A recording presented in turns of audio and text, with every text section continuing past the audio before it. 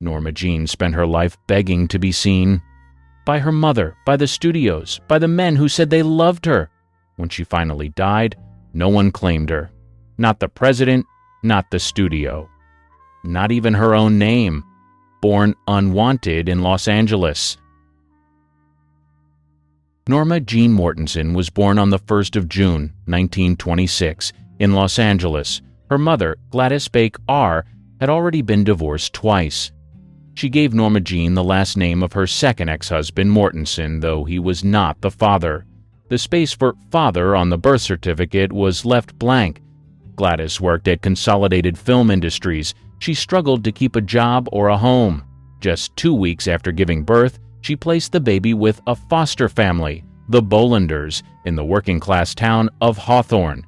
Norma Jeane stayed there for 7 years. She called her foster parents Aunt Ida and Uncle Wayne. She believed they were her real family.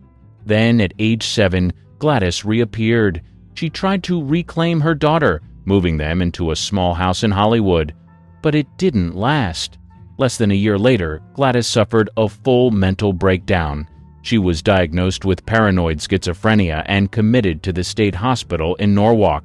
Norma Jeane was sent to an orphanage. The Los Angeles Orphans Home Society kept strict records. She was one of hundreds packed into dormitories. Her living conditions were clean but cold. The staff forbade affection. Some children there had no parents at all. Norma Jeane had one, but she wasn't coming back. She bounced between foster homes again. Some placements were safe, some weren't. In one, she said she was assaulted by a boarder in the house. No charges were filed. At age 11, she moved in with Grace Goddard, a friend of her mother's. Grace was kind but unstable. She moved often, changed jobs, and left Norma Jeane behind more than once. By 15, the girl had moved at least a dozen times. She was tired of being passed around. So when Grace's family planned to move again without her, Norma Jeane made a choice. She married the boy next door. His name was James Doherty. He was 21. She was just 16. That marriage wasn't about love. It was a way out, a legal way to avoid going back into the system. Norma Jeane was now someone's wife, but she was still just a teenager with no father, no mother, and no real home. Not yet. Passed around foster homes. After marrying James Doherty in 1942, Norma Jeane dropped out of high school. She cooked, cleaned, and played house in a small apartment near the Lockheed aircraft plant where Jim worked night shifts. He wanted a quiet wife. She followed the rules for a while. In 1943, he joined the Merchant Marine. When he shipped out to the South Pacific, she moved in with his mother. The setup was temporary and tense. Norma Jeane was still only 17. She needed work. She found a job at Radioplane Company, a military drone factory in Burbank. She sprayed airplane parts with fire retardant and checked parachutes. It was repetitive, dirty, and loud. Then, in mid-1944, Army photographer David Conover showed up. He'd been sent by the government to capture women working for the war effort. He snapped a photo of Norma Jeane holding a propeller. Then another, and another. She smiled, lit up, posed. She had something. He told her so. After that shoot, she bleached her brown hair blonde. She curled it, pinned it, and leaned into a look that the camera liked. She left the factory and signed with the Blue Book modeling agency. Within months, she was on covers Pageant, Peak, Family Circle. The work paid more than the factory. She knew how to flirt with the lens. She was good at it. But pinup modeling wasn't the goal. Film was. In 1946, she divorced Doherty, changed her name to Marilyn Monroe, and signed a contract with 20th Century Fox. It was a 6-month trial. The studio dyed her hair even lighter, taught her to walk a certain way, and ordered her to fix her teeth. She was 20, no formal training, no big roles, just the look. The studio gave her bit parts, waitresses, secretaries, dance hall girls. She was told to keep quiet, show up, and smile. She did, at first. Behind the scenes, Monroe had no financial safety net, no family she could call. She lived alone, ate canned beans, and mailed her earnings to Grace Goddard's family when she could. Her only real constant was rejection and ambition. Hollywood was a machine. She was just learning how sharp its teeth were. Factory girl to Fox contract. Her first screen test wasn't flashy, no dialogue, just a slow turn, a smile, a walk across the room. The camera liked her. That was enough for 20th Century Fox. In August 1946, she signed her first contract. Her salary was $125 a week. The studio dropped Norma Jeane. A casting director suggested Marilyn. She picked Monroe from her mother's family tree. It sounded clean, marketable, American. Her first credited role came in Dangerous Years, 1947. It was small. She played a waitress. No buzz followed. Fox didn't renew her contract. For a while, she scraped by doing modeling again. Then Columbia Pictures gave her a short-term deal. Same story. No breakout, no interest. She was let go again. But she didn't leave Hollywood. Instead, she studied. She took acting lessons at the Actors Lab, read books on performance, and watched serious actors on set. She showed up even when she wasn't called. She paid attention. In 1949, she took a risky job posing nude for photographer Tom Kelly. She needed the $50 for rent. She signed the release using a fake name, hoping it would never come back to her. It would. But before that happened, she finally caught a break. In 1950, she landed minor roles in The Asphalt Jungle and All About Eve. Her screen time was short, but critics noticed. So did studio heads. She was signed again by Fox, this time with a little more power. Over the next 2 years, she appeared in 10 films. Most of the roles were light, sexy, blonde, but she was learning how to command a scene even in 3 lines. Then came Niagara in 1953. She played a femme fatale opposite Joseph Cotten. The marketing leaned hard on her body and her voice. Movie posters had her lying across a red sheet. Her walk was studied, her breathy delivery copied. She was finally a star, but not yet respected. Used by the studio system. By 1953, Marilyn was everywhere. Magazine covers, movie posters, newsreels.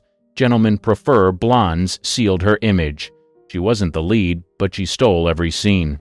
Dressed in hot pink, singing Diamonds Are a Girl's Best Friend, she became a symbol, not of talent, of sex. Fox leaned in hard. They built her brand on tight dresses, high heels, and that whispery voice. She wasn't asked to act. She was asked to sparkle. Behind the scenes, she pushed back. She wanted better roles, ones with depth. She was tired of being the dumb blonde, but the studio refused. They had her under contract, and she wasn't allowed to choose her projects. She was assigned them. When she tried to negotiate, they punished her. In 1954, she refused to take another bubble-headed role in The Girl in Pink Tights. Fox suspended her. So she made a move. While still under contract, she flew to Korea with the USO and performed for over 1,000,000 American troops. Her voice cracked, the cold was brutal, but the response was wild. She came back more famous than ever. Fox lifted the suspension. She married baseball legend Joe DiMaggio that same year. Fans loved it. Hollywood didn't. They worried marriage would dull her sex appeal. They were right to worry. DiMaggio didn't like how she was portrayed either. In 1955, she took things further. She left Hollywood and moved to New York. There, she studied at the Actors Studio under Lee Strasberg.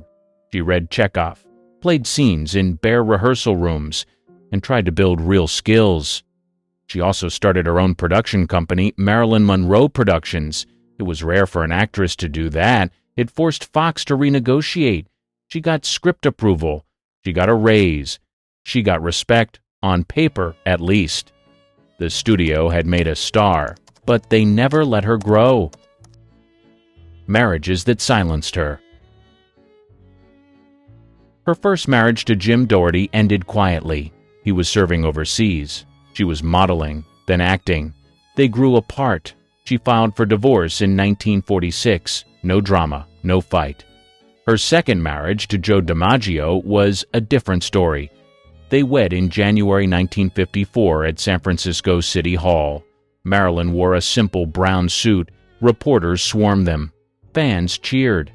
From the outside, it looked like a dream match. America's favorite ballplayer and Hollywood's biggest star. Inside the marriage, it was tense. Joe didn't want a wife in the spotlight. He hated the way men stared at her. He wanted her to stay home, cook, and settle down. She tried to please him at first, but she was in demand.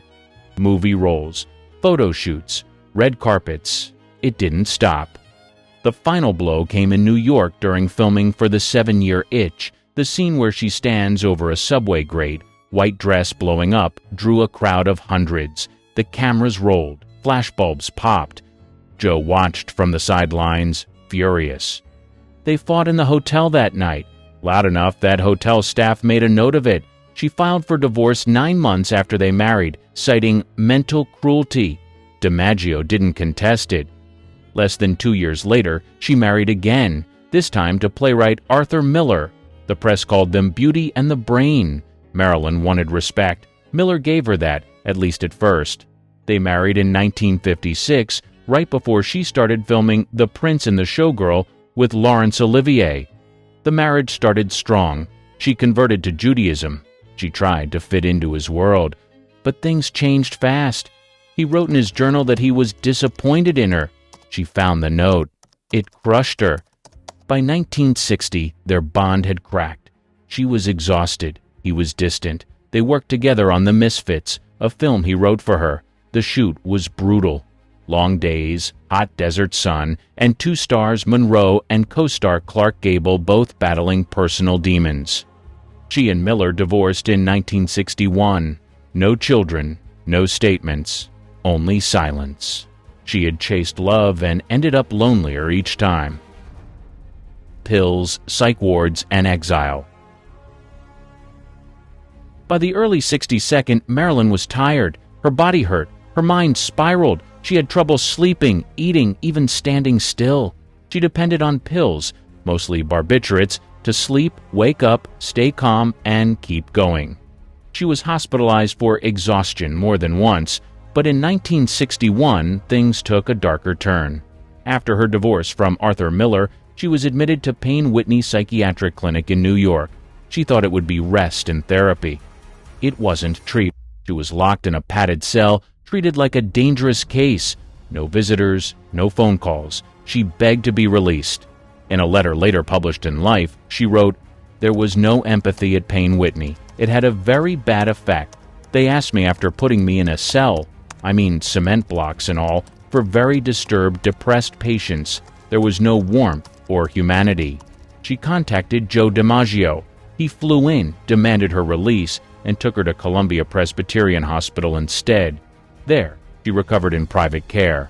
Still, the industry viewed her as unstable.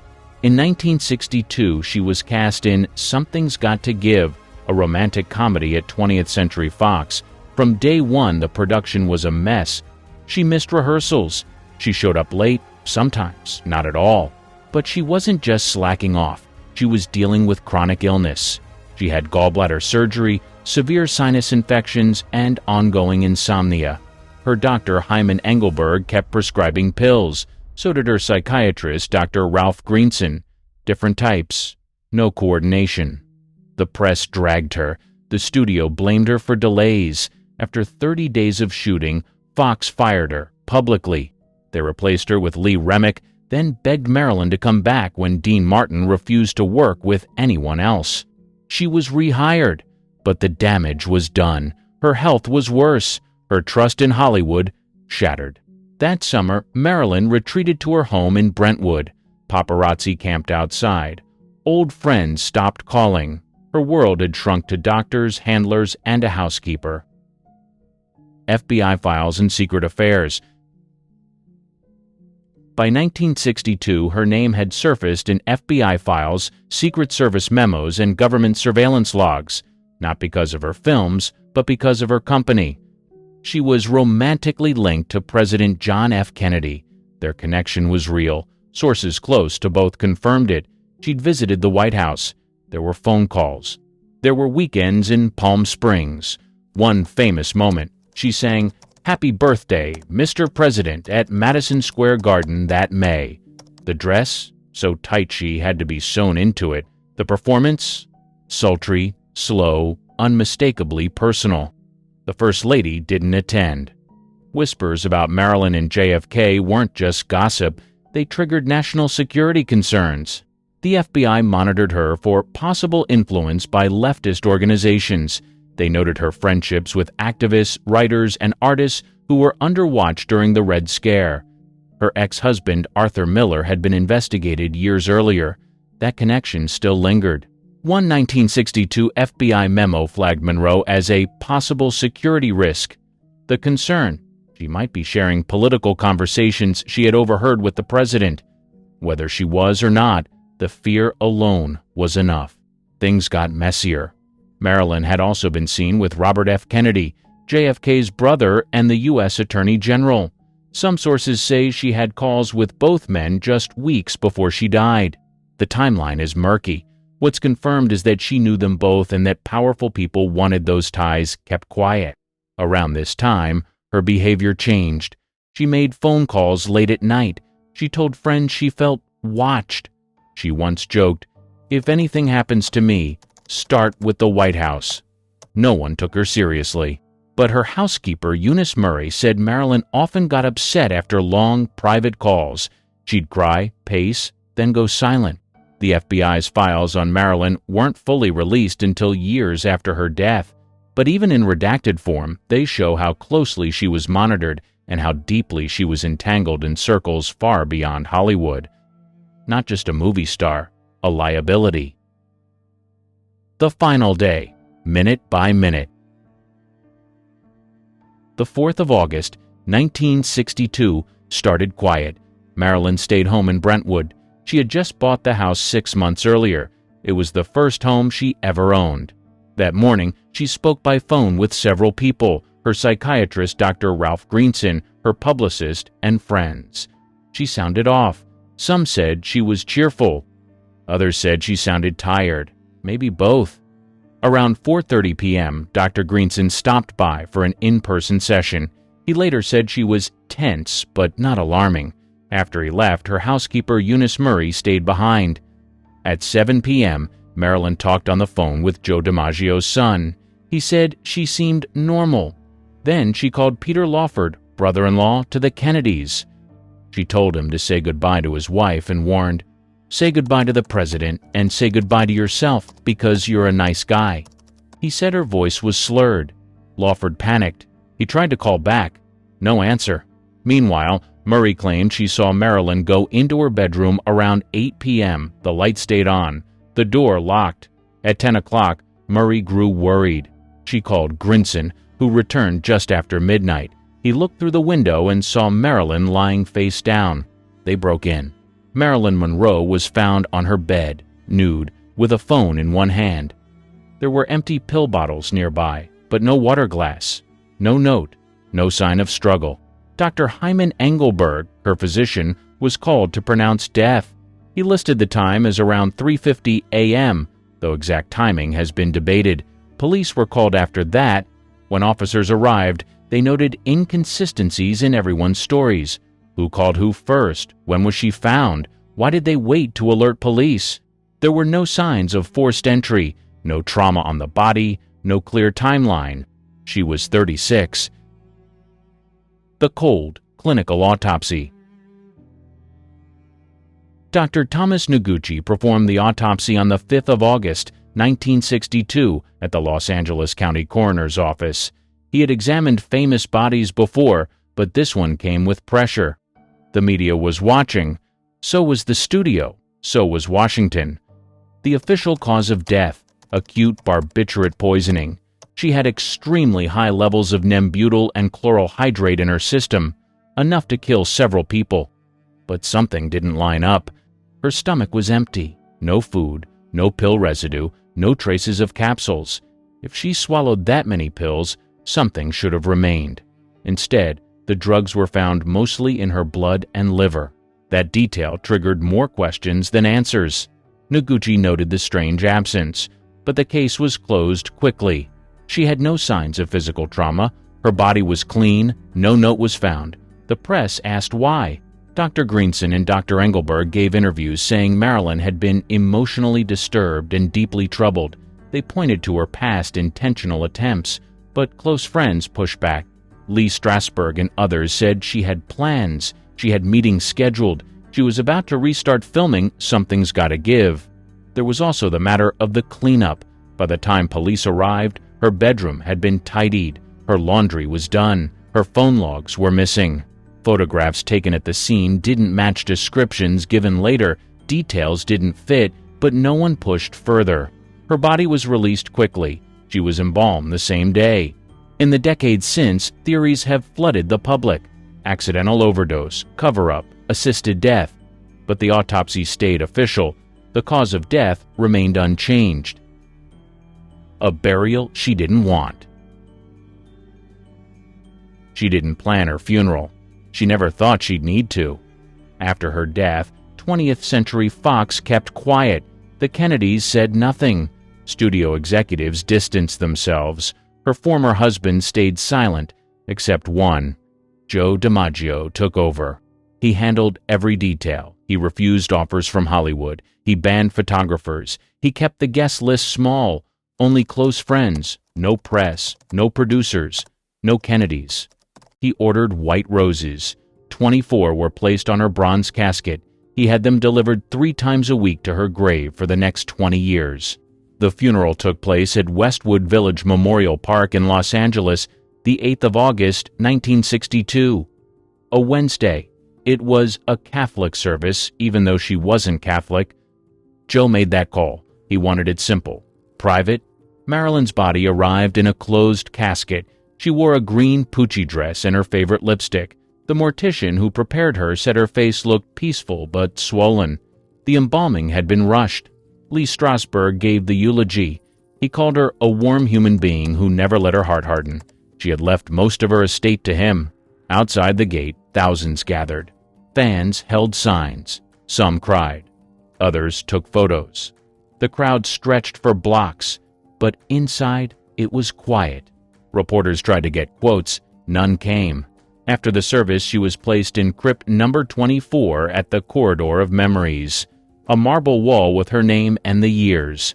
1926, 1962. Later, it came out that Marilyn had once told a friend she didn't want to be buried in Los Angeles. She wanted New York. But that didn't happen. She had no will for burial, no say in the end. Years later, Joe was asked if he blamed anyone for her death. He answered, yes. When pressed, he said, Hollywood. He never spoke at length about her again. There were no studio tributes, no national moment of silence, just a quiet, sealed goodbye for the most famous woman in the world, and a name carved in stone for a girl no one had protected. She won an Oscar with a comeback and spent the next 30 years proving her critics right. Joan Crawford's worst role? Herself. Oscar high, career confusion. She won an Academy Award in 1946 for Mildred Pierce, and for a minute, it looked like she'd pulled off the ultimate comeback. She had been dropped by MGM just a few years earlier, labeled box office poison in a 1938 ad alongside other stars past their prime. But when Mildred Pierce hit, she wasn't just back. She was dominant. That win inflated her already well-known sense of control. Crawford took her pick of roles and passed on some of the best scripts of the era. One of the biggest? All About Eve. The lead part eventually went to Bette Davis, who earned critical raves and an Oscar nomination. Crawford had called the script talky. Instead, she chose safer projects like Flamingo Road, Harriet Craig, and The Damned Don't Cry. They weren't flops, but they didn't elevate her. Audiences started seeing the same performance again and again. Dramatic tears, icy glares, and monologues about betrayal. One reviewer even said she looked like she was competing with herself. Behind the scenes, directors struggled to manage her. She demanded specific lighting, insisted on rehearsing scenes long past the scheduled wrap time, and sometimes took over costume design. Makeup artists were warned not to touch her brows. One former Warner Brothers producer said, "Working with Joan wasn't just directing, it was negotiating." Her need for image control was relentless. She reportedly kept a mirror off camera during shoots to check herself between takes, and she had final say over camera angles. If the cinematographer disagreed, she'd call the studio boss directly. Publicly, she still drew headlines and packed theaters, but the freshness of Mildred Pierce was gone by the end of the decade. In 1949, the New York Times reviewed Flamingo Road and remarked, "Miss Crawford seems to be playing Miss Crawford." She wasn't evolving, she was repeating. And while she thought she was at her peak, Hollywood was quietly preparing for her decline.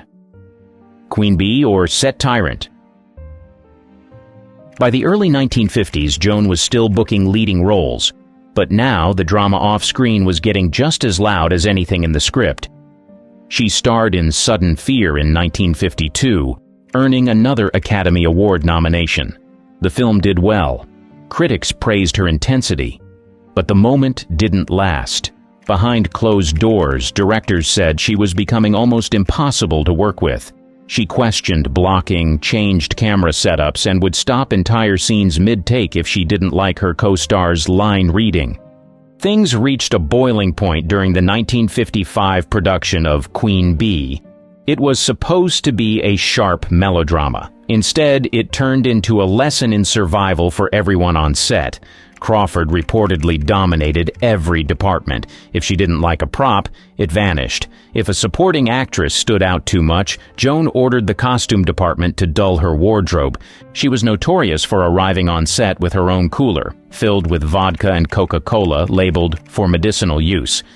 The cast and crew called it the fifth assistant director. Actress Betsy Palmer, who played the young ingenue, later recalled Crawford mocking her makeup and wardrobe in front of the crew. "She could freeze you with a look," Palmer said, "and if you cried, she liked it." Cinematographers weren't safe either. She had favorite angles and would bark orders if the lighting didn't hit the cheekbone just right. One grip reportedly said, "If the light was wrong, she didn't fix her position. She fixed you." Director Ranald McDougall, who also wrote the script, admitted she pushed for rewrites almost daily. He gave in more often than he wanted to. By the time filming wrapped, no one wanted a sequel. Crawford blamed her co-stars for the bad energy. Publicly, she smiled through press junkets and interviews. But inside the studio gates, the stories were circulating. Joan wasn't worth the chaos. Studio exit and public meltdowns. By the mid-1950s, the studio system that had built Joan Crawford's career was collapsing, and she wasn't adapting well. After Queen Bee, she signed with Columbia Pictures and made a few more films, Autumn Leaves and The Story of Esther Costello. Both were dramatic, emotional, and heavily marketed around her image. But younger stars like Audrey Hepburn and Kim Novak were taking center stage. Joan still demanded top billing. Audiences were starting to move on. Then came the real trouble. Warner Brothers let her go in 1959. After a long career with major contracts, she was now a free agent, with fewer offers and rising costs. Studios weren't interested in her rules anymore. One exec said, "She could sell a movie, but the price was dealing with Joan Crawford." Around the same time, public appearances started backfiring. She showed up late to a charity event in Boston, slurring words and stumbling through her speech. The press brushed it off as illness. Privately, friends knew she was drinking more heavily. She started accepting television interviews to stay visible, but they weren't doing her any favors. On one talk show, she snapped at the host for calling her former screen queen. She was visibly agitated and corrected every question. The footage didn't go viral, this was the 50s, but word spread. She'd also gained a reputation for calling journalists after bad reviews to argue, sometimes late at night. Columnists quietly stopped taking her calls. By 1960, she was a walking contradiction. She still acted like she was at the center of Hollywood, but the calls weren't coming. She hadn't had a real hit in years. And behind the glam shots in photoplay, there was a woman holding tighter and tighter to a career that was slipping through her fingers. Pepsi power plays and boardroom battles. In 1955, Joan married Alfred Steele, the president of Pepsi Cola. He died just 4 years later, leaving her widowed, and with a new role, board member. It was supposed to be a graceful pivot. Instead, it turned into another battlefield. Joan jumped headfirst into the corporate world, attending shareholder meetings, launching publicity campaigns, and personally appearing at bottling plants. She called herself Pepsi's First Lady. Executives called her something else: disruptive. She traveled across the country doing PR events in full movie star wardrobe. Local plant managers were confused. One Pepsi exec said she'd show up dressed like it was the Oscars to tour a syrup facility. Behind the scenes, tensions built. Joan demanded to approve advertisements and even vetoed slogans she didn't like. She once refused to appear at an event because the backdrop clashed with her outfit. Her name may have brought publicity, but it came with chaos. The board quietly moved to limit her power. In 1966, they forced her into early retirement. She was told during a board meeting, no warning, no dignity. She left the building in tears, reportedly muttering that they'd betrayed her. She told the press it was her decision. It wasn't. Years later, one board member said she didn't know how to be anything but a star. That works in movies, not in business. Crawford never forgot the humiliation. She continued calling herself a Pepsi ambassador and kept attending events on her own dime, even after being pushed out. This wasn't just about soda. It was about identity. Acting offers were drying up, and the last organization that needed her just shut the door. She had money, but no real career left. She still gave interviews pretending she had scripts lined up, but insiders knew there weren't any. Family fallout and Christina's silence. By the late 1960s, the cracks in Joan Crawford's carefully crafted image weren't just professional, they were personal. And her adopted daughter Christina was at the center of it. From the outside, Joan played the role of the perfect Hollywood mother. Magazine spreads showed her decorating nurseries and posing with matching outfits. But the reality behind closed doors wasn't as polished. Joan had adopted 4 children: Christina, Christopher, and twins Kathy and Cindy. By the late 60s, she was only speaking to one of them. Christopher had been sent to a military academy, then cut off entirely. The twins were mostly out of the picture. Christina was still around, but just barely. Tension between mother and daughter was obvious during press interviews. In 1968, when Christina took a small TV role on The Secret Storm, Joan called the producers and insisted on taking over the role while her daughter recovered from an illness. She was 60, playing a 24-year-old. The audience laughed. Christina was humiliated. They stopped speaking soon after. Neighbors and staff started talking. One former housekeeper said Crawford ran the home like a barracks. Rules were strict, punishments were harsh, and affection came with conditions. Christina would later claim her mother's behavior bordered on abusive, allegations that at the time weren't public but were quietly spreading in Hollywood. In 1973, Christina was hospitalized for a ruptured ovarian tumor. Joan never visited. Friends asked why. She reportedly replied, "She made her bed." To outsiders, Crawford still appeared poised and generous. She donated to charities, gave red carpet interviews, and smiled for cameras. But behind the PR photos was a woman estranged from her children, isolated in her own home and clinging to an image that wasn't holding up anymore. The next year, she'd try to return to the screen one last time. It would not go well. Final films and career freefall. Crawford's final chapter as a working actress came in 1970, and it wasn't glamorous. She starred in Trog, a low-budget British horror movie about a prehistoric creature discovered in a cave. She played Dr. Brockton, a scientist who teaches the creature to speak and wear clothes. The costume looked like a cheap Halloween mask. The script was worse. Joan had taken the role out of desperation. Major studios weren't calling, and she needed money to maintain her lifestyle. She reportedly clashed with the director and asked for script rewrites. The production team said she drank heavily on set and kept forgetting lines. When Trog was released, critics didn't hold back. Variety called it a waste of film. Others said it looked like a parody.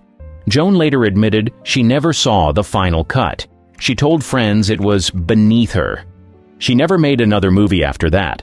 By now, even the fan magazines had backed off. She was no longer the subject of admiration. She was nostalgia. Young audiences didn't know her. Older ones didn't want to see her like this. In 1972, she was honored at a film retrospective. She arrived in a heavy gown and thick makeup, waving to a crowd of mostly older fans. One reporter called it a tribute wrapped in denial. She still called herself a working actress. She still told friends she had offers on the table. But no one was offering anything. Trog had done more than kill her career. It turned her into a punchline. The Queen of MGM was now remembered for a caveman movie. The photo that ended it all. By 1974, Joan Crawford wasn't taking many public appearances, but she made an exception for a charity event with Rosalind Russell. They'd both been stars in the same golden era. It seemed safe, until the photo came out. A black and white picture of Joan and Rosalind made the newspapers. It wasn't flattering. Her face was gaunt, her makeup heavy, and her eyes looked sunken.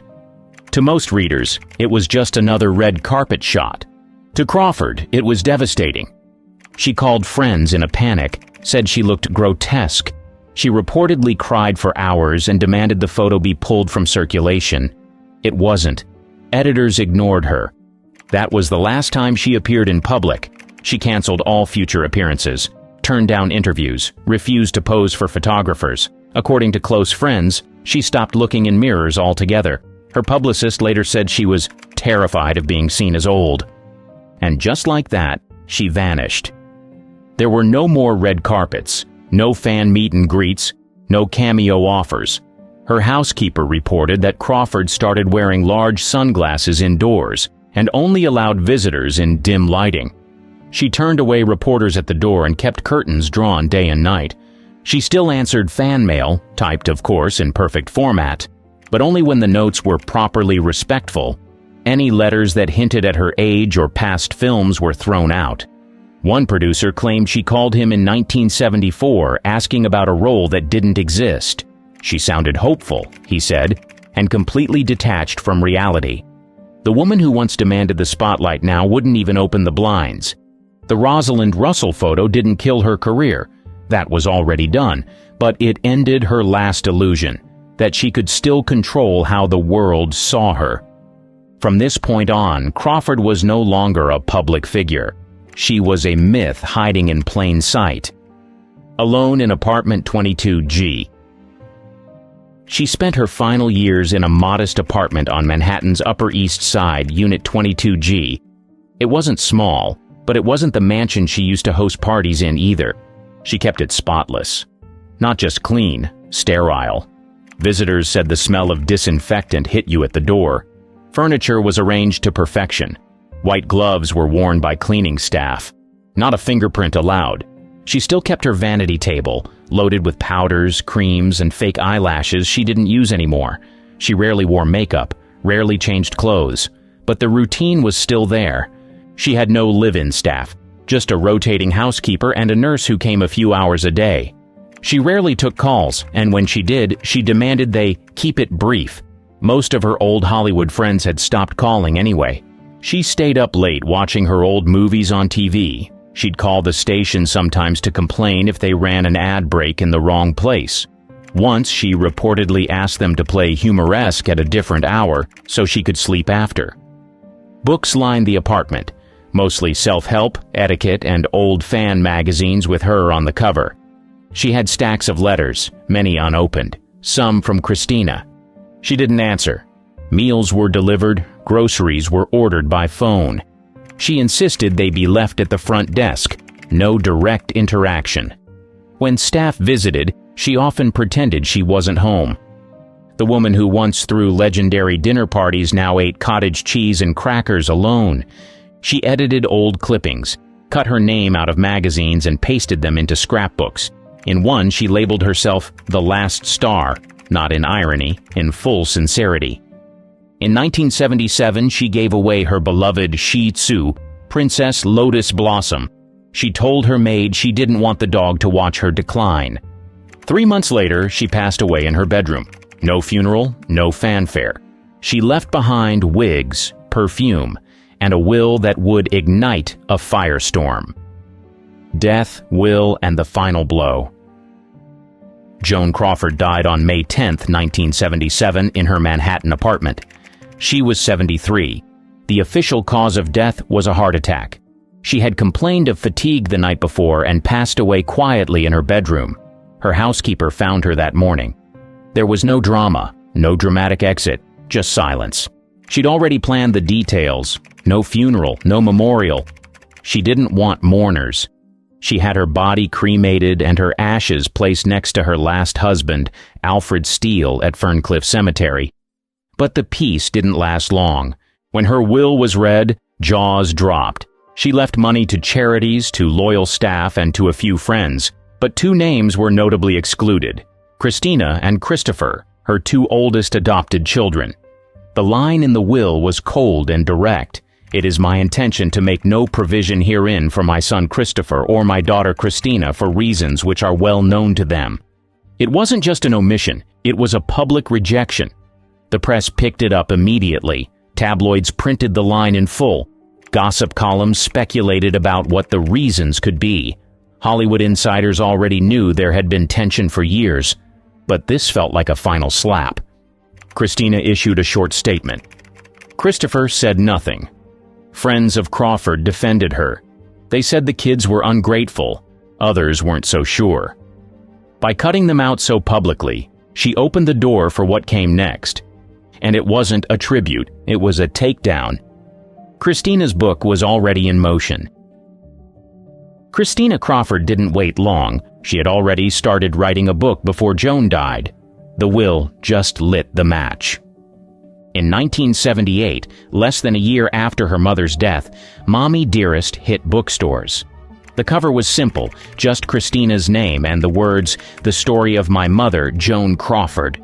It sold out in days. The book alleged years of physical and emotional abuse.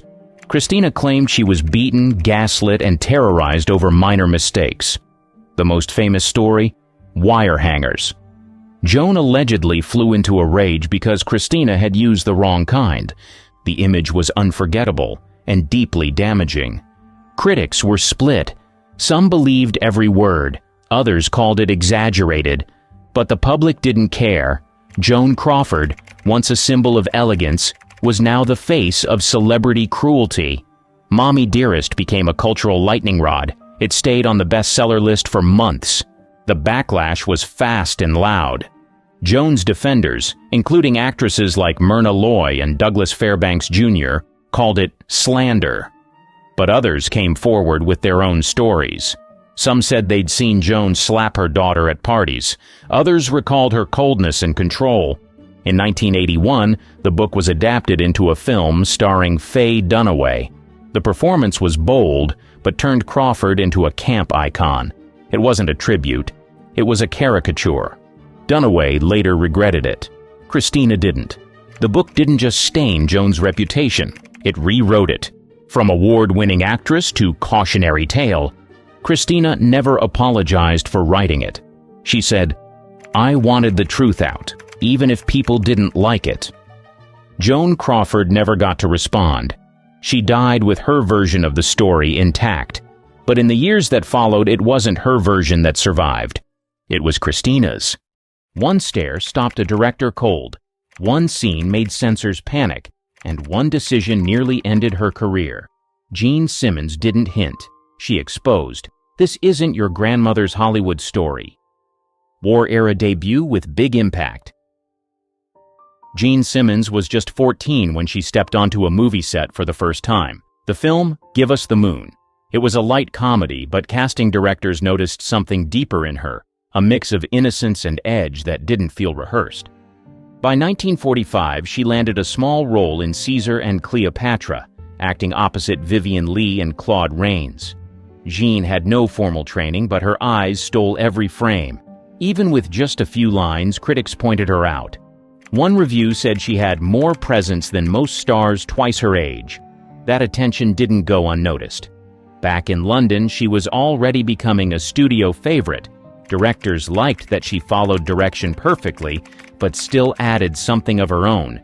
No one could quite explain it. She was quiet, respectful, but then delivered a performance with a surprising heat that caught people off guard. During this time, Britain was still recovering from war. Rationing was in full swing. But Jeane was getting fitted for costumes, stepping onto grand sets and showing up in magazines. For a country looking for escape, she became a symbol of post-war hope and a bit of fantasy. Producers began casting her in roles meant for older actresses. She had the look of a teenager, but the screen presence of a woman who'd lived through something. It made her unpredictable and hard to forget. The studios liked that, so did the public. What really set her apart, though, wasn't talent alone. It was how she made every close-up feel intimate. She didn't perform to the camera. She let the camera come to her. That kind of restraint, especially at 15, felt dangerous in the best way. Ophelia role that shocked all.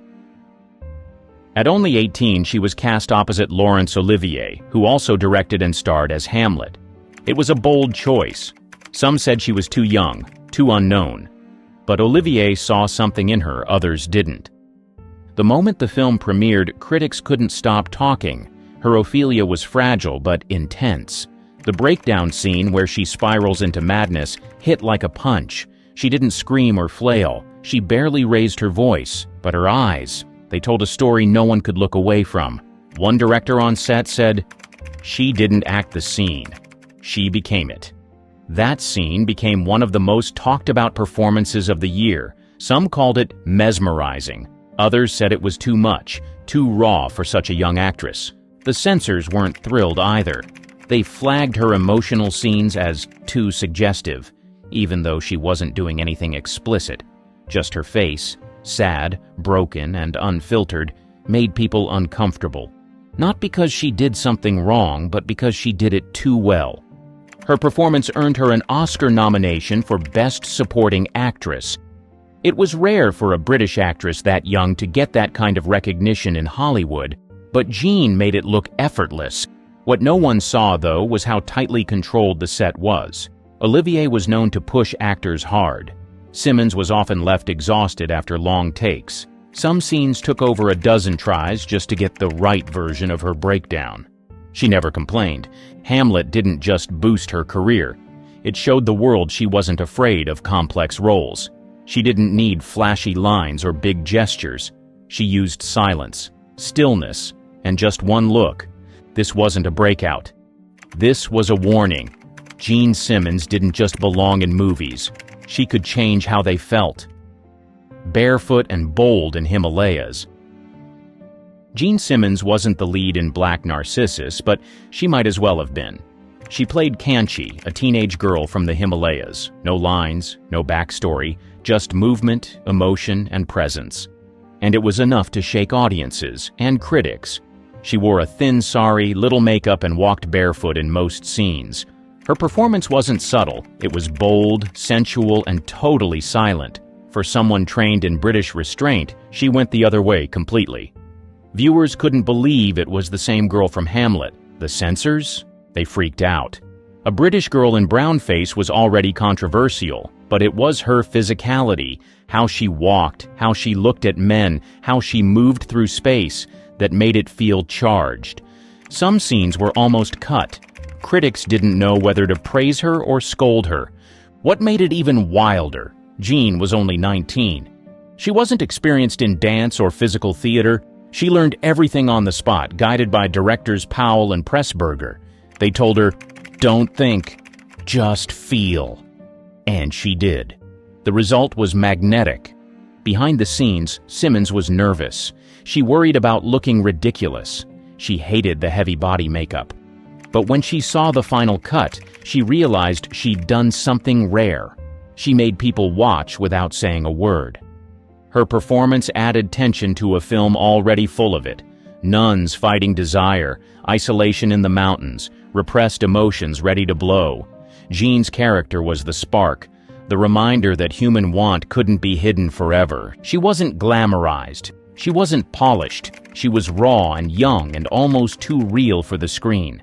Audiences either gasped or looked away. That role changed everything. From then on, casting directors saw her differently. She could play quiet, yes, but she could also play dangerous. Not loud or messy, but the kind of dangerous that sneaks up on you. Marriage that silenced her voice. She married Stuart Granger in 1950. On paper, it looked like a Hollywood love story. He was a big name. She was the rising star. The press called them elegant, glamorous, perfect. But the truth behind the curtain was less romantic and a lot more complicated. Granger was 16 years older. He was already famous when Jeane met him on set. Their chemistry started fast. So did the control. Soon after the wedding, Granger took the reins. On decisions, on deals, even on what roles she took. The studios loved the image. They paraded the couple in magazines. But people close to Jeane started noticing changes.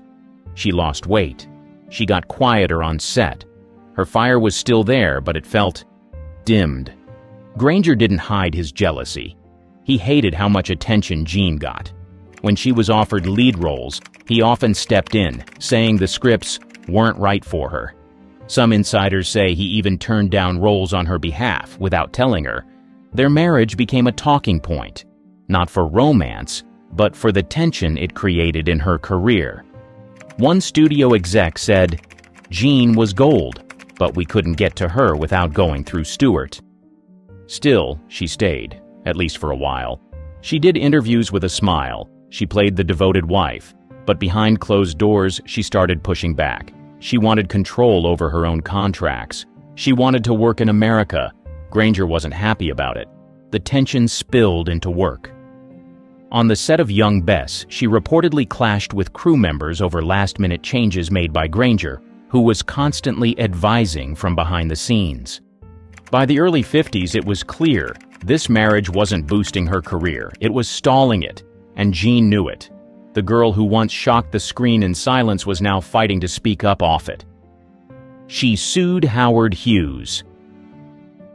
Howard Hughes didn't hear no very often, but Gene Simmons gave it to him clear, firm, and without a pause. In 1951, she was under contract with the Rank organization in the UK, but Hughes wanted her for RKO in Hollywood, so he bought her contract. At first, it looked like a career jackpot. Bigger films, bigger budget, international stardom. But there was a catch. Hughes didn't want to make her a star. He wanted to own her. He sent her lavish gifts, jewelry, perfume, clothes. She sent them right back. He offered her roles, but only in projects he controlled. Scripts were delayed, promises were broken. Jeane was stuck, contractually tied to RKO but barely working. Then came the final straw. Hughes tried to force her into a long-term extension. Jeane said no. He pushed harder. She pushed back and sued him. That was a career gamble very few actresses would have dared to make, especially against a man with Hughes' power and reach. The court battle was ugly. She was accused of being ungrateful, difficult, spoiled, but she didn't flinch. Her attorney argued Hughes was deliberately obstructing her career, and he was. The judge sided with Jeane. The court granted her the right to make one more film under RKO, but after that, she was free. That final film would be Angel Face. More on that next. The whole ordeal made headlines. Jeane had taken on one of Hollywood's biggest moguls, and won. What made it wild wasn't just that she fought back. It was how calm she stayed doing it. No public outbursts, no gossip columns, just quiet, steady defiance. After the case, other actresses started to take note.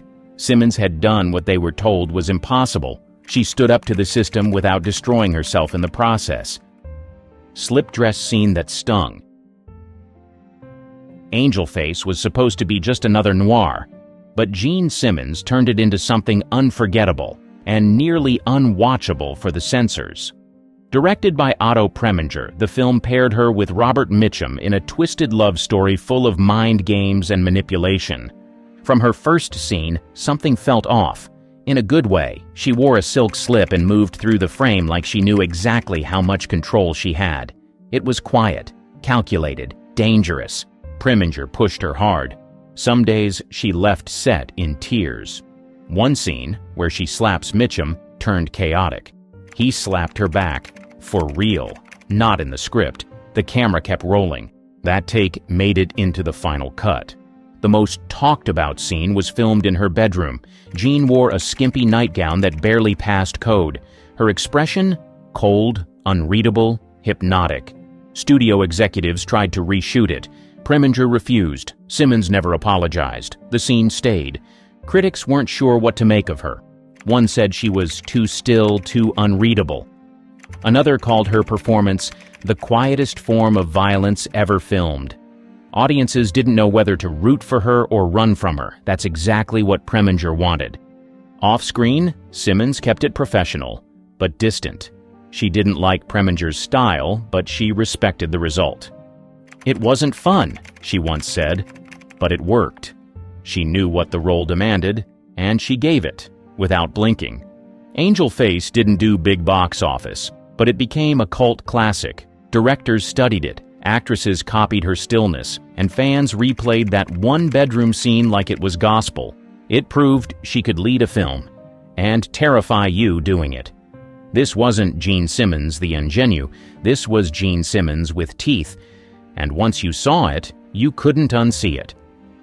Backless photos stirred a storm. The robe was supposed to be a biblical epic, clean, reverent, traditional, but Jeane Simmons made sure it came with a side of scandal, not because of anything in the script, but because of a single photograph. A promotional shot of Simmons in costume, barebacked, turned slightly, eyes locked on the lens, made its way into a national magazine. And suddenly people weren't talking about Roman history. They were talking about that image. She wasn't unclothed, but she didn't need to be. The curve of her back, the look on her face, it was suggestive without trying. It sparked a wave of backlash from conservative groups. Some theaters threatened to pull the film unless the image was censored. The studio quickly ordered retouched versions covering her back with added fabric. Simmons didn't protest. She also didn't apologize. What most people didn't know was that the robe marked the beginning of her freedom. It was her first film after winning her legal battle with Howard Hughes and RKO. No more interference, no more stalled scripts. She was finally in control of her career, or so she thought. Behind the scenes, she was still untangling contract fallout. Though legally free, industry politics meant many producers were hesitant to cast her right away. Her refusal to play by studio rules made her difficult.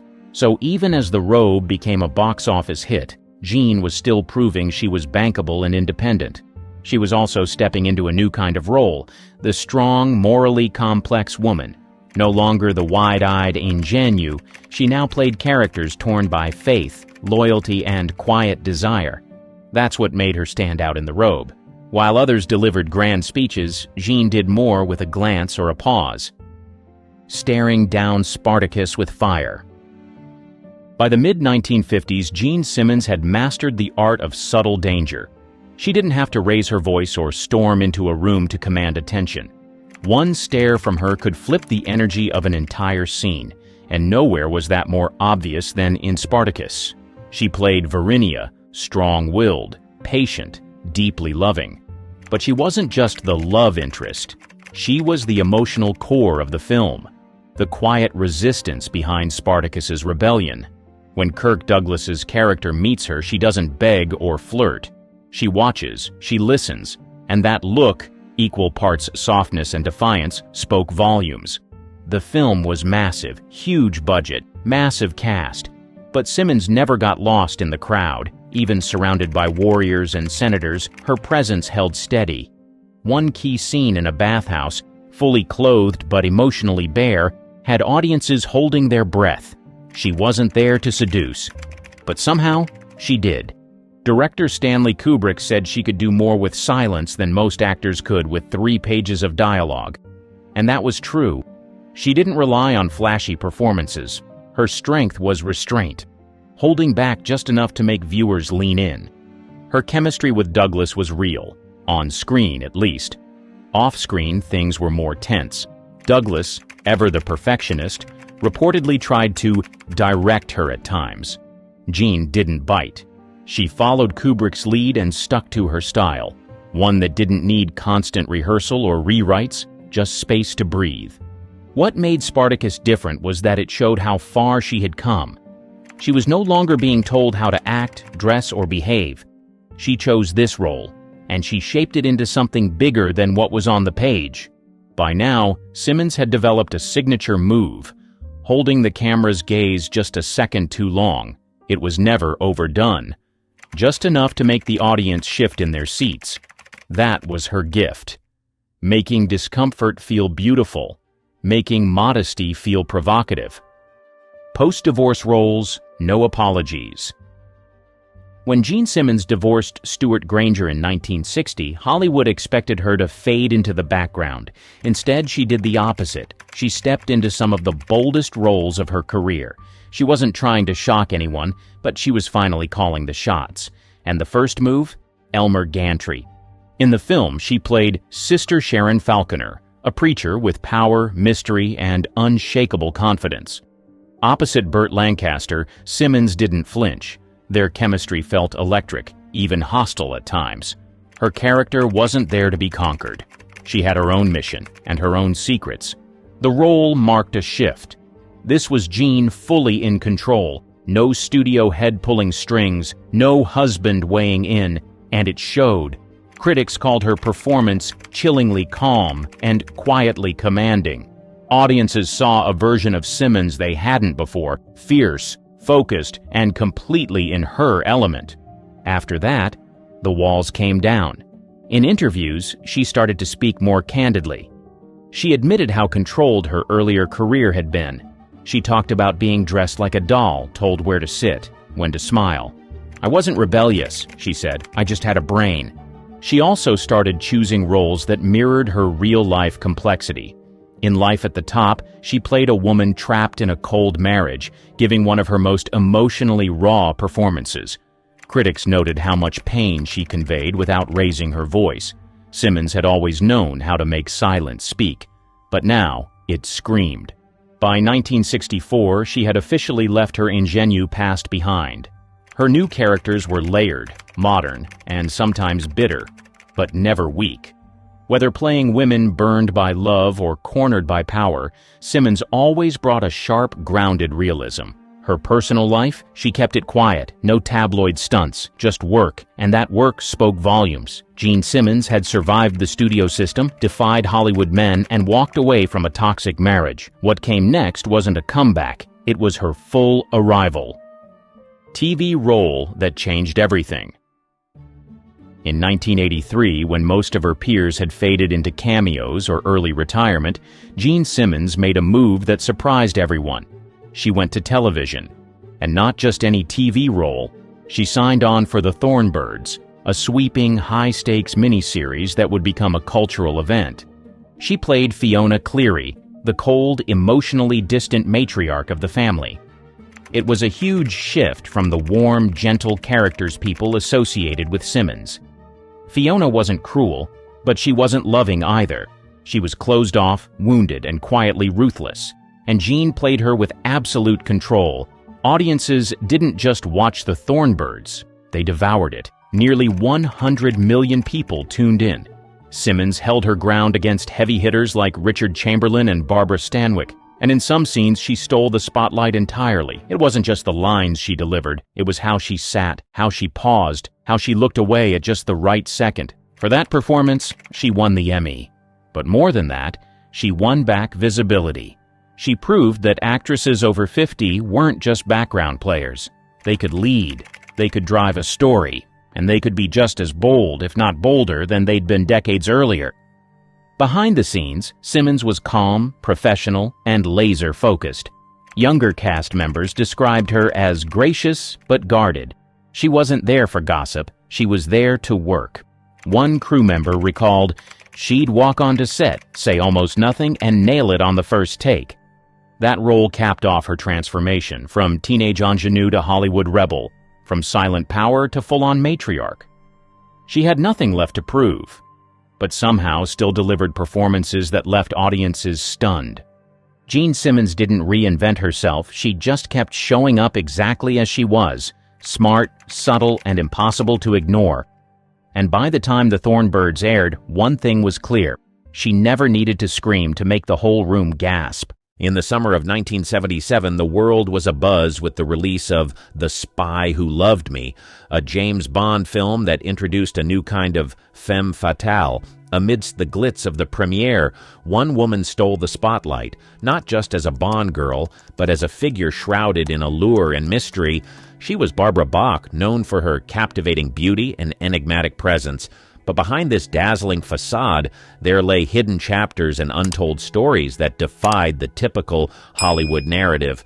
On the surface, Bach was the epitome of a 70s screen siren, but her journey to this pinnacle was laced with unexpected twists and turns.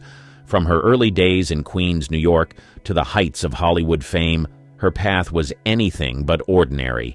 Rumors and whispers followed her, painting a picture of a life filled with more intrigue and complexity than any of her on-screen roles.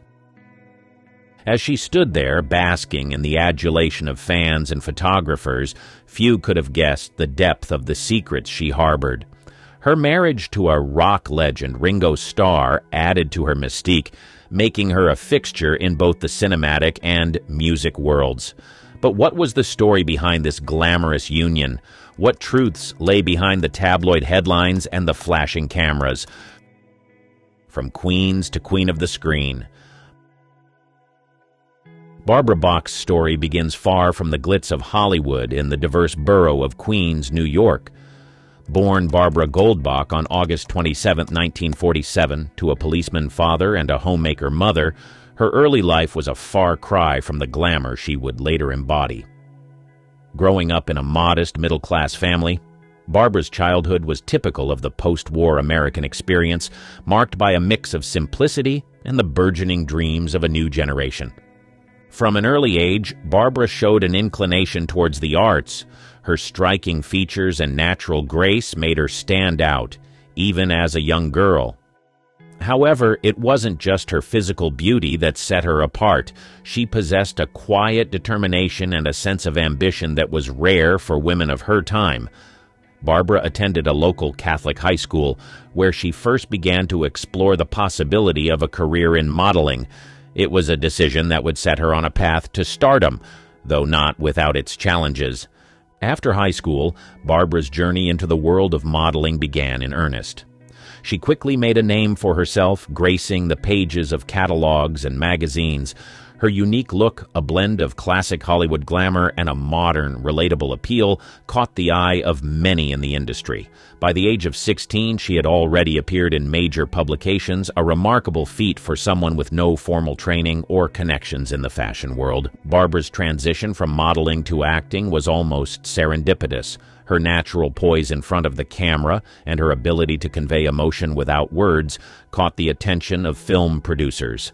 In the early 1970s, she made her foray into the world of cinema, a move that would forever change the trajectory of her life. Her early roles were small, yet significant, allowing her to hone her craft and learn the intricacies of acting.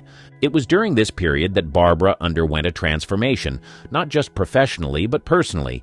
She married Italian businessman Count Augusto Gregorini in 1968, a union that brought her 2 children and a life that straddled both Europe and America. This marriage, though not lasting, was a crucial chapter in her life, providing her with experiences and perspectives that would shape her both as a person and as an actress. As Barbara's career progressed, her roles became more prominent, setting the stage for her breakthrough as a Bond girl. But her journey from the streets of Queens to the heart of Hollywood was more than just a tale of fame and success. It was a story of resilience, of a young woman navigating the complexities of an industry known for its fickleness and challenges. Barbara Bach's rise to fame was a testament to her talent, determination, and the unwavering belief in her own potential, qualities that would define her career and her life in the years to come. Bond Girl Breakthrough: More Than Meets the Eye. The year 1977 marked a pivotal moment in Barbara Bach's career with her role as Anya Amasova in the James Bond film The Spy Who Loved Me. This role catapulted her into international stardom, but it also showcased her ability to bring depth and strength to a character that could have easily been just another decorative Bond girl. Anya Amasova, also known as Agent XXXX, was not your typical Bond girl. She was a skilled Soviet agent, equal in wit and prowess to James Bond himself. Barbara's portrayal of Anya broke new ground in the Bond franchise. She brought a blend of toughness, intelligence, and sensuality to the role, challenging the traditional perceptions of women in the Bond universe. Her performance was a significant departure from the more decorative roles often assigned to women in previous Bond films, making Anya Amasova a memorable and progressive character for the time. Barbara's preparation for the role was intense. She trained rigorously to perform many of her own stunts, adding authenticity to her character's physicality. Her dedication to the role was evident in the final product, as she seamlessly blended action and allure, creating a Bond girl who was more than just a foil or love interest for the protagonist. The Spy Who Loved Me was a major success, both critically and commercially, and Barbara's performance was a standout. The film's iconic scenes, including the underwater sequences and the memorable car chase, were made all the more captivating by her presence. Her chemistry with Roger Moore, who played James Bond, was palpable, adding a layer of complexity to their on-screen relationship. However, the impact of this role on Barbara's career was double-edged. While it brought her immense fame, it also typecast her in the eyes of many. Finding roles that matched the depth and significance of Anya Amasova proved challenging.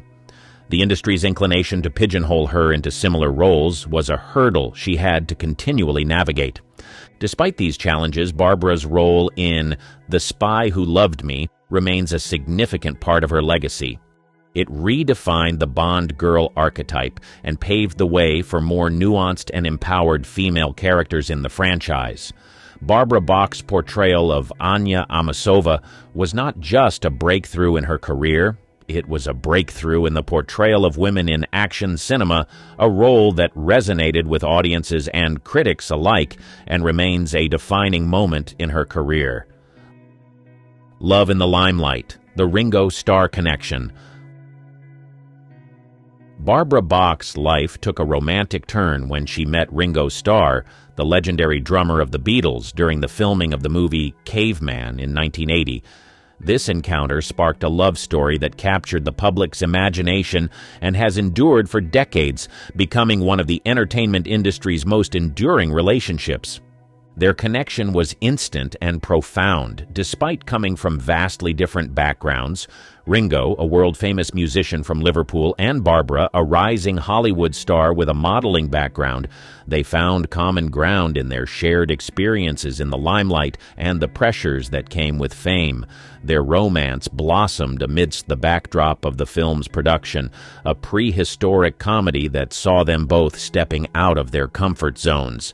The public was fascinated by this pairing. Ringo Starr, already a household name as part of the world's most famous band, and Barbara Bach, the glamorous Bond girl, made for a compelling duo. Their relationship was followed closely by the media, which often portrayed them as a quintessential celebrity couple, living a life of luxury and excess. However, the reality of their relationship was far more complex and grounded.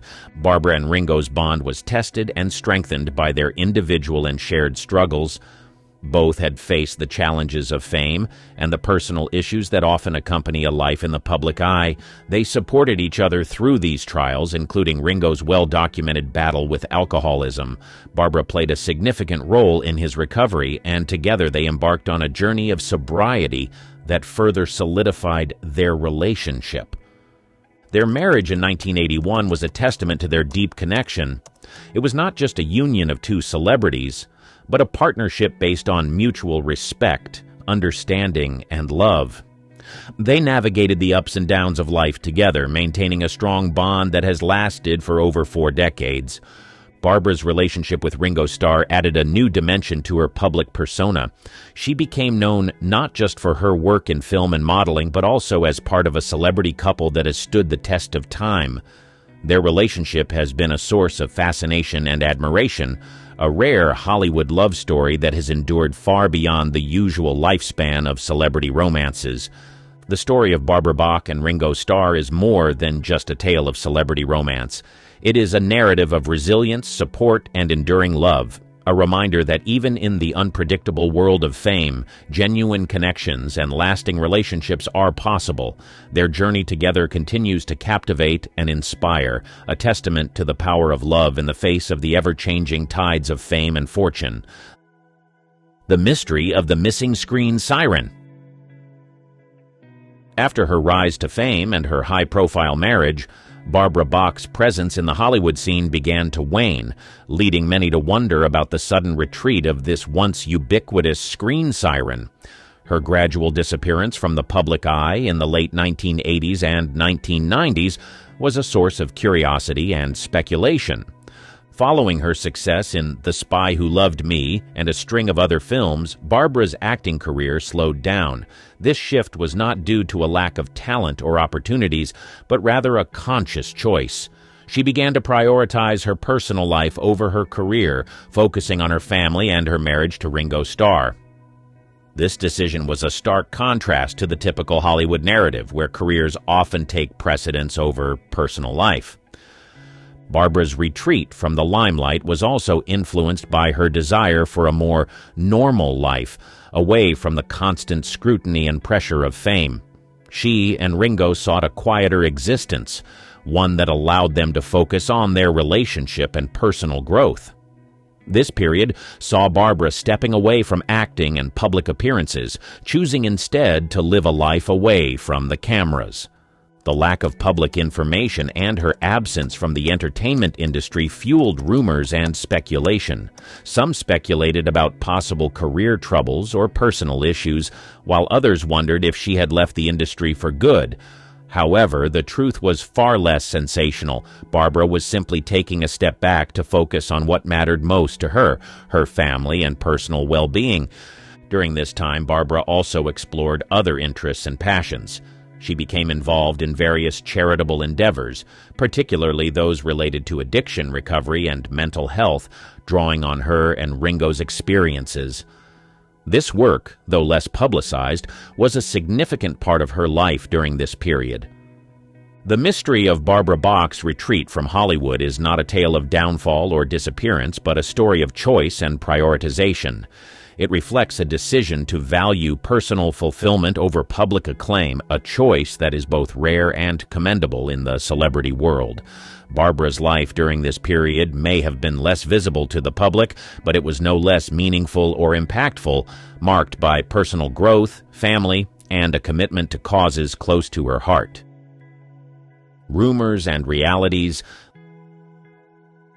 The untold stories. Barbara Bach's withdrawal from the public eye led to a proliferation of rumors and conjecture about her life and career. In the absence of concrete information, the media and public often filled the gaps with speculation, some of which strayed far from the truth. One persistent rumor was that Barbara's marriage to Ringo Starr was in trouble, a speculation fueled by the couple's retreat from the public eye. However, contrary to these rumors, their relationship remained strong and supportive. Their decision to step back from the limelight was a mutual one, aimed at focusing on their personal lives and health, particularly in the wake of Ringo's struggles with addiction. Another area of speculation centered around Barbara's career. Some suggested that she had been unable to find work after her stint as a Bond girl, a claim that overlooks the reality of her deliberate choice to reduce her acting commitments. Barbara had opportunities to continue her career in film, but chose to prioritize other aspects of her life. There were also rumors about Barbara's health, with some speculating that she had stepped away from the public eye due to illness.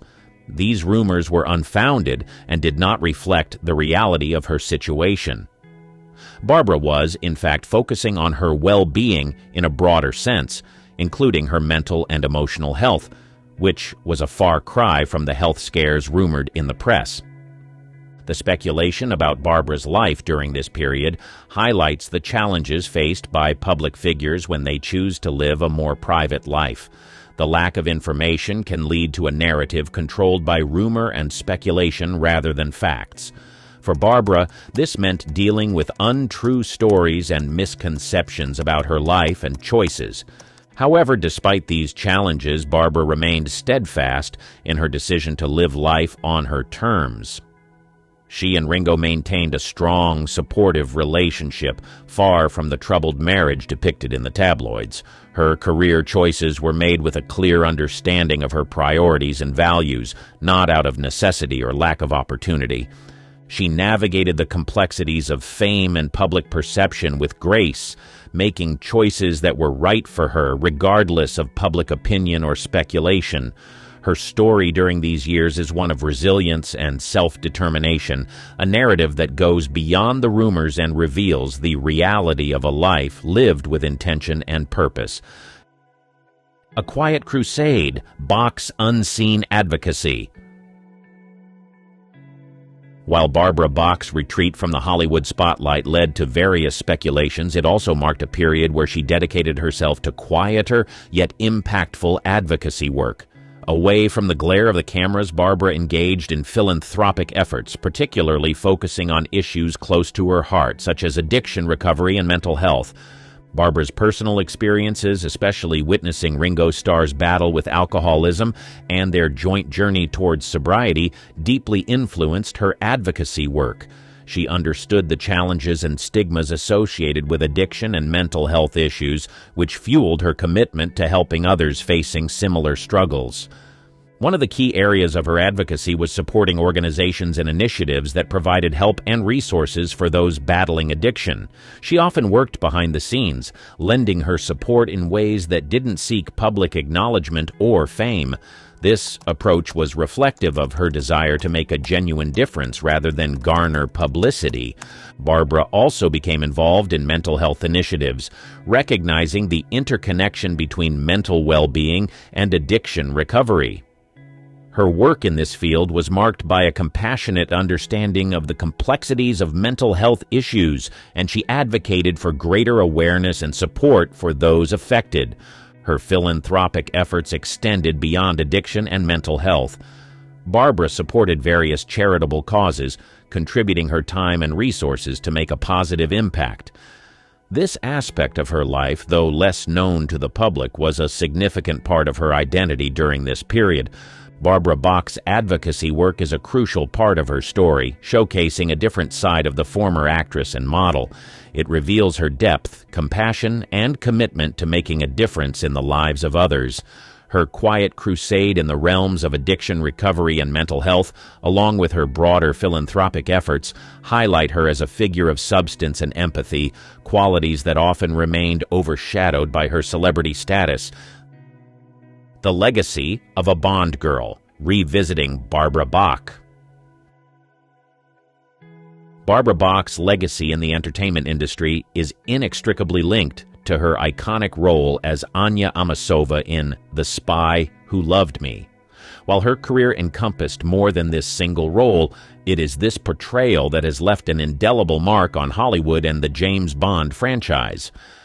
Anya Amasova, or Agent XXX, was a groundbreaking character for the Bond series.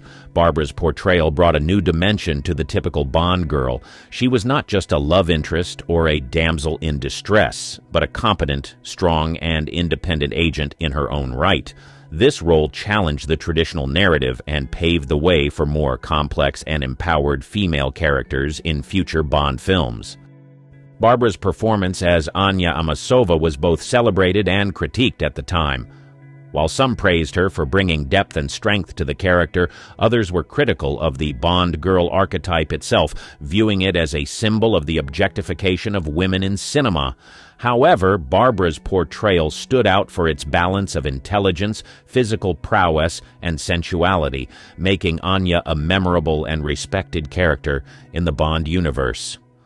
Over the years, the perception of Barbara's role in The Spy Who Loved Me has evolved. Today, it is often viewed as a progressive step for its time, with Barbara Bach being credited for infusing the character with a sense of agency and competence rarely seen in previous Bond girls. Beyond her role in the Bond film, Barbara's legacy in Hollywood includes her other film roles and her modeling career. She was part of a generation of actresses who navigated the changing landscape of Hollywood in the 1970s and 1980s, a time when the industry was grappling with evolving narratives around women and their portrayal on screen. In retrospect, Barbara Bach's impact on the film industry extends beyond her on-screen appearances. Her decision to step away from the limelight and focus on her personal life and advocacy work speaks to a broader narrative about the choices and challenges faced by women in Hollywood. It highlights the often difficult balance between professional success and personal fulfillment. Where is Barbara now? Unveiling the present. The question of where is Barbara Bach now resonates with those who remember her as the glamorous Bond girl and the actress who graced the silver screen with her presence. In recent years, Barbara has maintained a low profile, leading many to wonder about her current life and activities. Today, Barbara Bach is far from the Hollywood spotlight, living a life that prioritizes personal fulfillment over public visibility. She continues to share her life with Ringo Starr, with their marriage being one of the longest-lasting unions in the entertainment industry. Their relationship, which began amidst the glitz of Hollywood, has evolved into a deep and enduring partnership. Barbara's current life is characterized by a focus on family, personal well-being, and continued involvement in philanthropic causes. She remains dedicated to her advocacy work, particularly in the areas of addiction, recovery, and mental health, drawing on her and Ringo's personal experiences to contribute positively to these causes. While she has stepped away from acting, Barbara's influence and legacy in the film industry remains significant.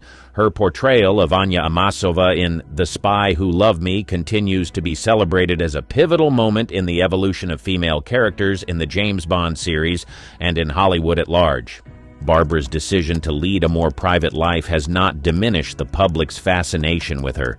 She occasionally makes appearances at events, often related to her philanthropic work or supporting Ringo in his musical endeavors. These rare public appearances are a reminder of her enduring presence and the interest she still commands.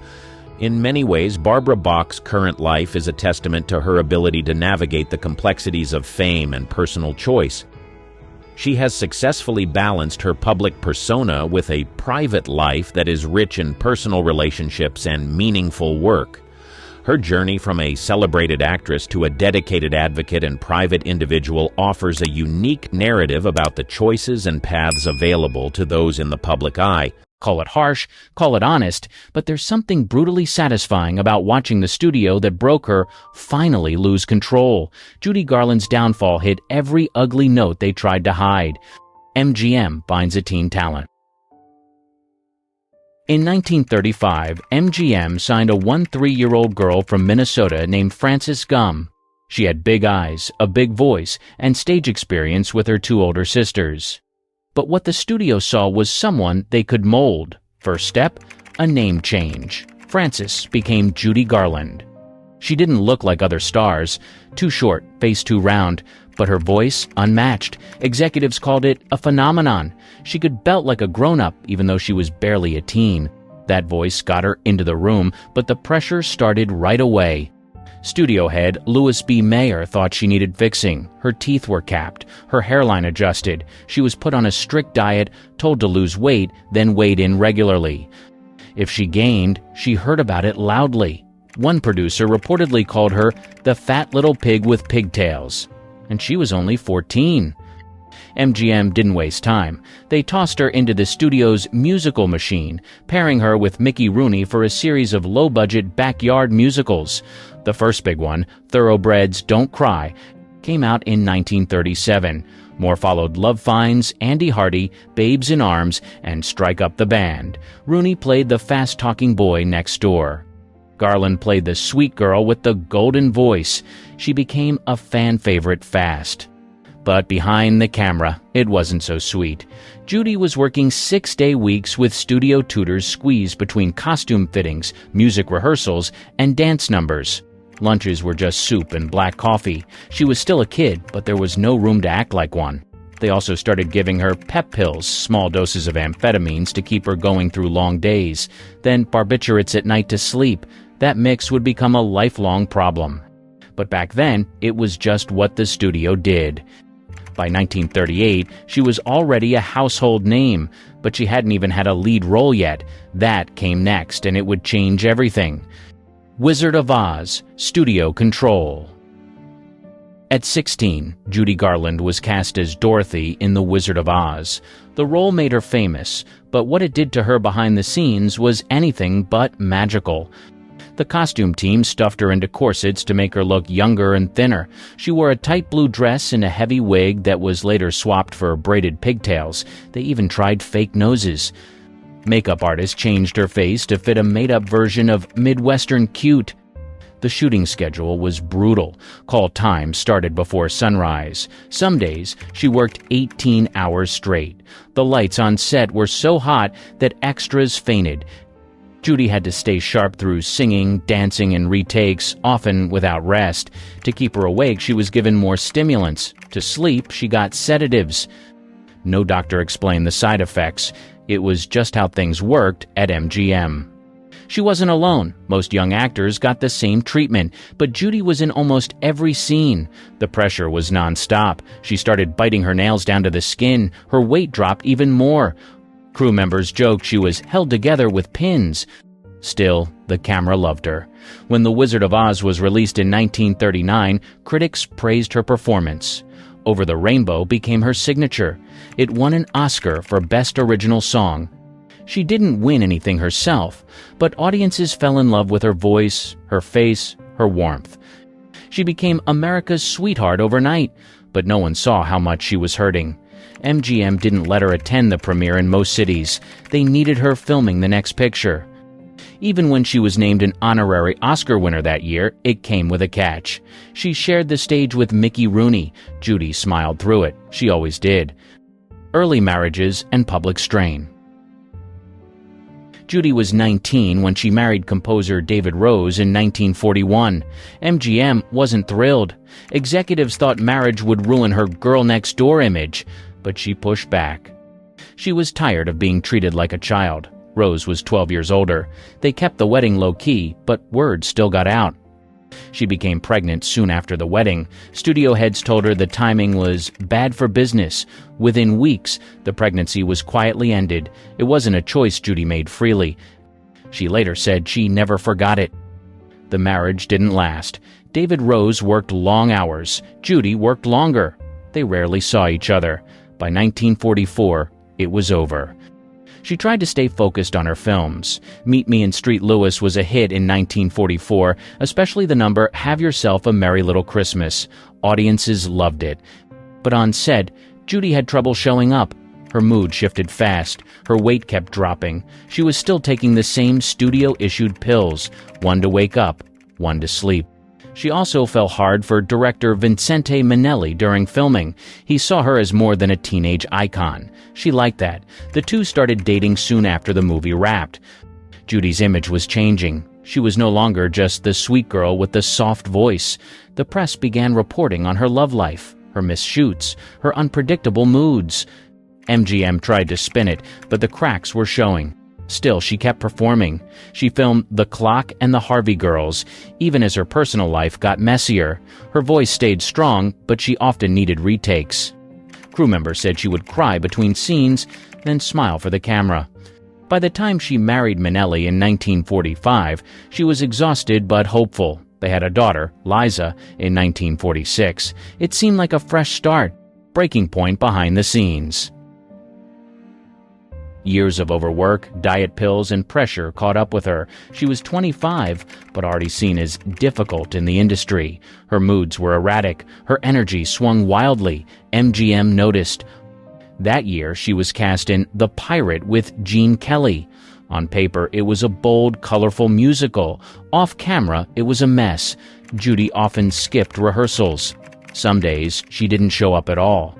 When she did, she struggled to get through scenes. Kelly later said he tried to help, but didn't know how. She needed rest, not more work. During filming, she disappeared for days. The studio sent people to find her. Rumors spread.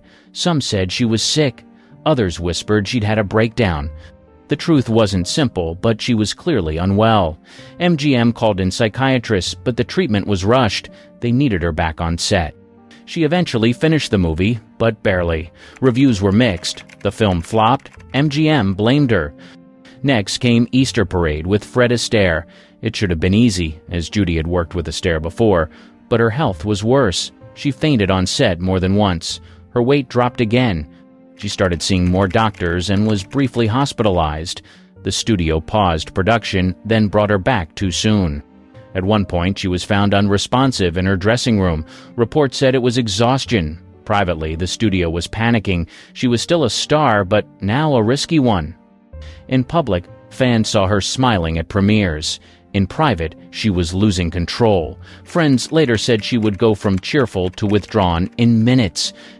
The pills didn't help anymore. They just blurred everything. By the time MGM offered her the lead in Annie Get Your Gun, many saw it as a test. Could she hold it together? She tried. She rehearsed. She even filmed a few numbers. But she couldn't finish. The studio let her go from the project. It was a public failure. Fired from MGM at 28. At 28, Judy Garland was dropped by MGM. The same studio that made her a star now saw her as a liability. It happened during the filming of Royal Wedding. Judy was cast opposite Fred Astaire after June Allyson dropped out, but the same problems followed her. She missed rehearsals. She arrived late or not at all. On days she did show up, she looked drained and shaky. Astaire tried to be patient. MGM wasn't. She was removed from the film after only a few weeks. Jane Powell replaced her. The press found out fast. Headlines read, "Judy Garland dropped again." This time, the studio didn't deny it. MGM had spent 15 years controlling her every move, her clothes, weight, sleep, even her relationships. Now they washed their hands of her completely. Her contract was canceled. Quietly, without ceremony. It wasn't just a job loss. It was a full break. Judy had grown up on MGM lots. She'd made over 20 films there. But the studio was changing. Big musicals were fading. New stars were cheaper, less trouble, and Judy, with her hospital stays and missed shoots, had become too expensive. She didn't take the news well. Friends said she was heartbroken. At first, she tried to act unfazed. She said she'd go independent, make her own way. But inside, she was scared. Without MGM, she had no structure, no safety net. She spent time in and out of clinics. Doctors gave her new prescriptions. None of them worked. Her mental health dipped. She stayed indoors, avoided the press, and barely saw friends. The public didn't see it all right away. Her name still had power, but within the industry, doors began to close. Studios hesitated. Producers passed. Insurance companies wouldn't cover her. Live shows sparked new hope. Judy Garland didn't stay down for long. By 1951, she was back, but not in movies. This time, it was live on stage. And it worked. She booked a comeback tour, starting with the London Palladium. Tickets sold out, fans lined up around the block, critics weren't sure what to expect. But when she walked on stage, thin and trembling, then opened her mouth to sing, everything changed. The voice was still there. From London, she went straight to New York for a run at the Palace Theater. The place was packed every night. The audience stood before she even sang a note. One critic called it the greatest comeback in showbiz history. Judy called it her rebirth. This wasn't the polished Judy of the MGM years. She looked older. Her dresses were simple. Her hair was short. But when she sang "The Man That Got Away," she didn't just hit the notes. She poured everything into them. The crowd knew it wasn't an act. She meant it. She told jokes between songs, teased the band, talked to the audience like they were old friends. It wasn't just a concert. It was a confession. People felt close to her. It was messy. And it was magic. Money came in fast. So did offers, television spots, magazine features, talk of a movie deal. For the first time in years, she was selling out and not just surviving. But the pressure returned just as quickly. Every city, every crowd, every hotel room brought more stress. Her team tried to keep her grounded. Some nights she soared. Other nights she cracked. Her weight went up and down. The pills never left. In 1952, she collapsed in her dressing room after a show in Boston. Doctors said it was exhaustion. She canceled a string of performances. Promoters started asking questions. Could she really keep this up? Even so, she pushed forward. These shows proved she could still draw a crowd, still deliver a knockout performance. MGM was gone. The movie sets were behind her. But on stage, with a spotlight and a microphone, Judy Garland still had power, and for now, she was using every last bit of it. Television debut faces network pushback. By the early 1960s, Judy Garland was ready for another big move: television. In 1963, The Judy Garland Show premiered on CBS. It was her first time hosting a weekly program. The network called it a variety show, but it was really a gamble. Each episode had singing, guest stars, and comedy bits. Judy opened most nights with a song, then chatted with famous friends like Barbra Streisand, Mickey Rooney, and Mel Torme. Her daughter Liza even showed up. On paper, it looked like a hit. But behind the scenes, things were rocky. CBS kept changing producers. The time slot was tough, directly against Bonanza, which dominated Sunday nights. Ratings dropped fast. Executives got nervous. Judy didn't help. She showed up late. Rehearsals ran long. Some weeks, she looked tired and worn down. Other times, she was sharp, funny, and in full control. You never knew which version you'd get. The crew started calling it the Judy Lottery. She clashed with producers over scripts, camera angles, even the lighting. She wanted more music, less comedy. The network disagreed. They wanted safe, clean laughs. Judy wanted something real. Neither side backed down. By mid-season, CBS cut the budget. Writers were replaced. Musical numbers were trimmed. Judy felt boxed in. She started missing more meetings, more tapings. Rumors swirled that the show wouldn't make it. Still, there were moments of brilliance. Her duet with Barbra Streisand became an instant classic. Her performance of the Battle Hymn of the Republic, taped after JFK's death, brought audiences to tears. Let us die to make men free. Even critics admitted the highs were unforgettable. But it wasn't enough.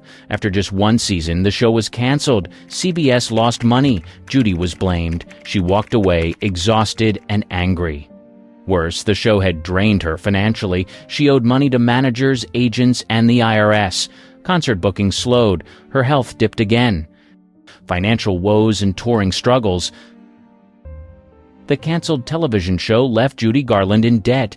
She owed the IRS hundreds of thousands in back taxes. She lost her home in Los Angeles, then her New York apartment.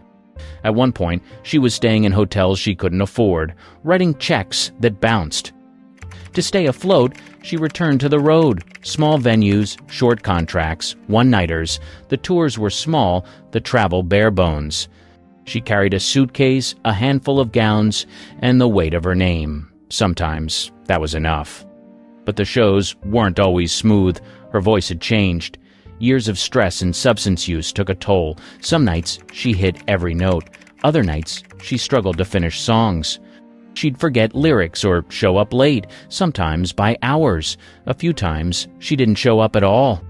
In Australia, it got ugly. She was booked for a concert in Melbourne in 1964. The crowd waited over an hour. When she finally walked on stage, she looked thin and confused. She sang only a few songs, then stopped mid-performance. The audience turned on her, shouting, booing, throwing things. She fled the stage in tears. The press called it a disaster. Headlines blamed her. Promoters canceled future dates. Her team said she was sick. Most people didn't believe it. She kept working anyway. Casinos, nightclubs, dinner theaters, anywhere that would have her. But the pay was lower. The crowds were smaller.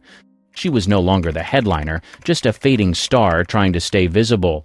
Her wardrobe was falling apart. She pawned jewelry, sold personal items, even tried to sell the rights to her life story, but there were no takers. Friends lent her money, but it never lasted.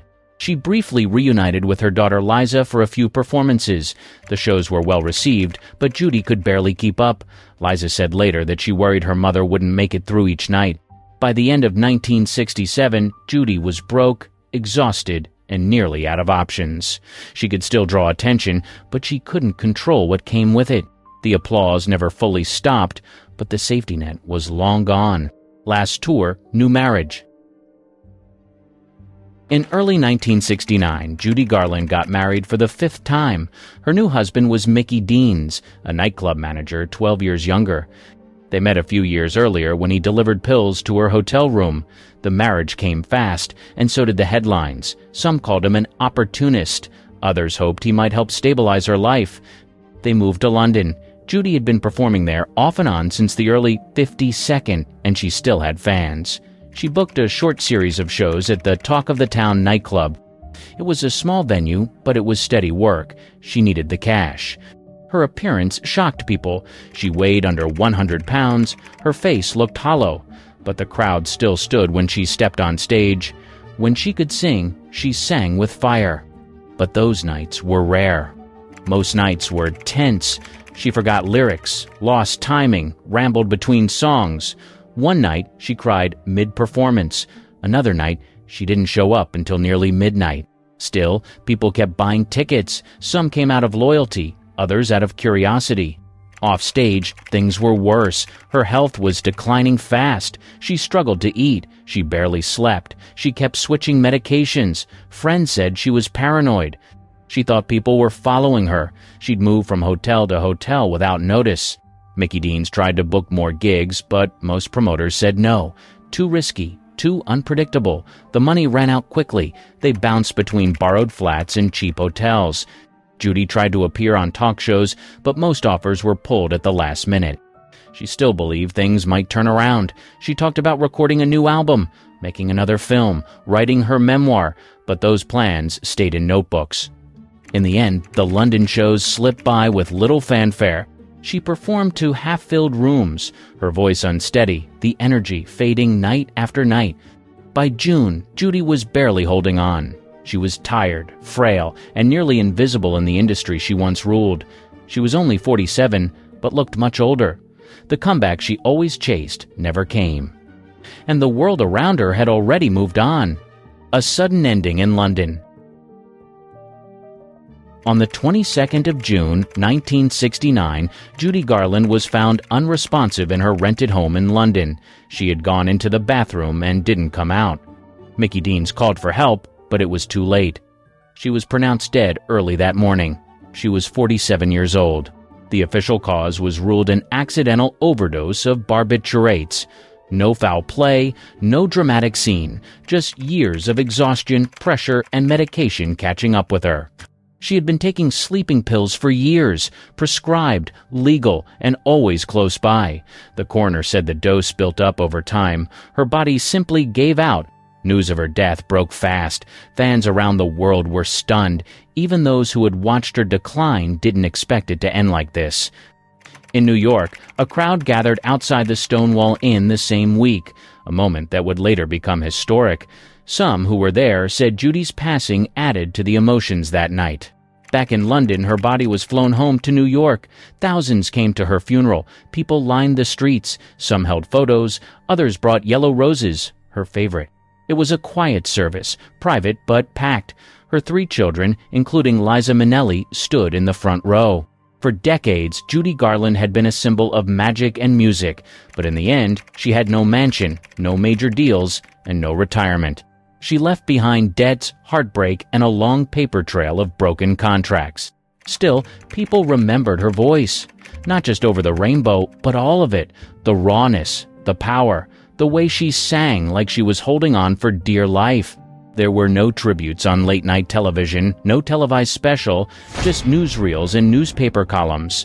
Hollywood didn't rush to celebrate her. They had moved on. But fans didn't forget. Her records sold out that week. Her films aired on late-night channels again. People dug through old interviews, looking for signs, trying to figure out when it all started to go wrong.